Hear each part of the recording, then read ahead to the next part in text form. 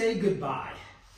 Yeah, that's before your through hike starts. You're gonna have to be saying goodbye to your friends and family, and you know that can be tough. I know that I've been watching for years now as I've been anticipating my through hike of the Appalachian Trail.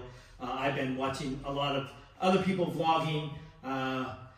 Especially starting, you know, in 2020 when a lot of them had to get off the trail because of the COVID.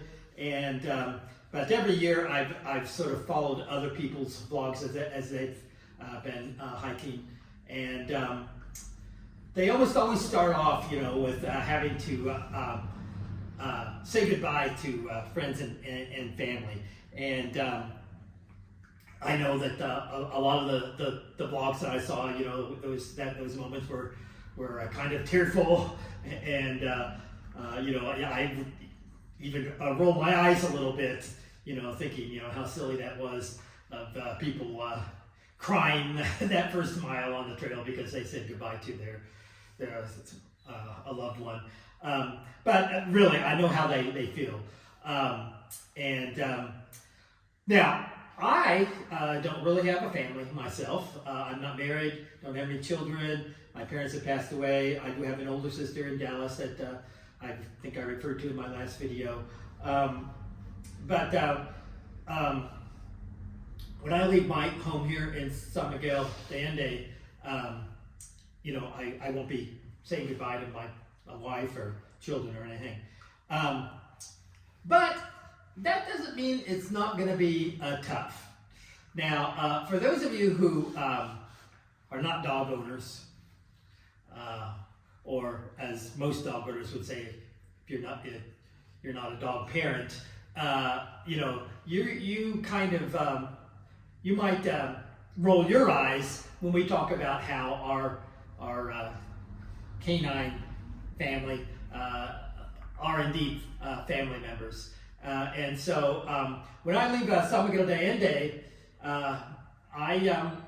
I will be having to say goodbye to these pups here. And if you've been following my blog all along, you know that I've just recently adopted these two pups. The original intent was just to be fostering them because I was reluctant to take on a pet that I was just going to have to leave for a significant period of time.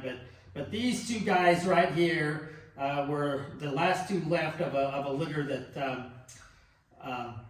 had been rescued, and I was fostering them, and I just was concerned about their fate. They had you know, become so attached to one another that I felt like I needed to you know, I hated to see the two of them separated, and they were having trouble finding what was going to be considered a good person to adopt them, and I was concerned about their fate. So I was really lucky, and I found a friend, Tracy, who said she would come up here and stay in my home and watch them. She lives in Mexico also, but in southern Mexico on the coast, I think the Pacific coast, and I live up here in the mountains. So she comes up here, but she likes San Miguel de Allende, so she was eager to come up here, and she thought these guys looked pretty cute. So she's going to be taking care of them, along with the original rescuer, the real hero that saved them on a cold, rainy night here in San Miguel. And she's actually going to be watching them. Alina will be watching them for the first months before Tracy can actually get up here to take care of it. So I've been really lucky to have people step in and take care of these guys while I'm gone. But that still doesn't mean it's going to be easy saying goodbye, because they have already become my little girls here, and so when I leave, it's going to be tough. But that's something that we should all be thinking about, whether it's, you know, you have a spouse or significant other, or children or parents or whatever. You know, you need to be preparing for that. That might be one of the toughest challenges you're gonna face immediately. And I know that in previous videos when I was talking about, you know, the threats to my successful through hike, that was one of the things that I mentioned, not specifically, you know, having pups, because at that time I didn't have any, but actually at that time I think I was just fostering these guys. Yeah, just, you know, missing, you know, being homesick and, you know, wondering about what you're missing out on at home. And, you know, that's, I think what hits a lot of people, and I think causes a lot of people to terminate their hike because they just get homesick, or they're worried about what's happening at home that they're missing, or, you know, maybe they're, you know, they might have arranged to have time off of work, but they're, you know, afraid that, you know, things are going, will be able to go well in their absence and whatever. That I think is you know, up there with injuries and things like that, as far as taking people off the trail. So and indeed, I'm going to be missing these guys right here. They are just pups now. They're I don't think they're even 4 months old yet, 4 months old, and they've been growing fast. If you saw the video where the first video, I think I showed them in when I was just fostering them, that they were quite tiny, and they've grown a lot already, and it looks like they're going to be growing a lot more. Look at these big paws. They're going to be growing a lot more when I'm gone. So they're going to be completely different dogs, at least look completely different when I get back. I hope they remember me, but yeah, that's going to be tough for me on the trail, as I'm thinking about, you know, what these guys are up to.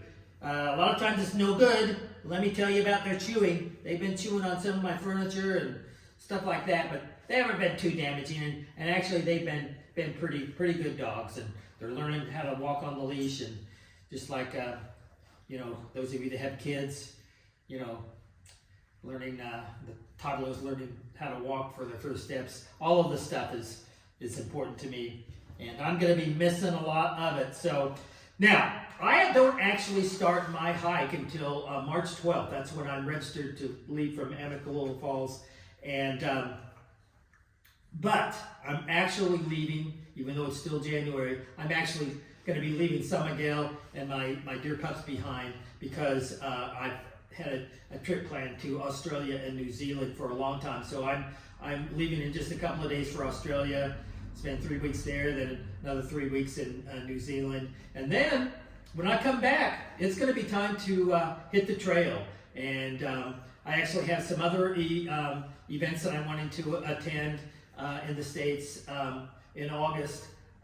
So it'll be toward the end of August before I come back. So these guys are going to be almost full grown, and but I'm sure that they're going to be well taken care of. But that doesn't mean I'm not going to be missing them. So the rest of you, I know you're going to be leaving people and pets behind, and we just need to be prepared for that, and ready to say goodbye and tough it up, and try not to get too homesick and miss people too much, and hopefully make it to Mount Katat, or if you're solo, to Ring Around. So, all right, that's about all I've got to talk about today.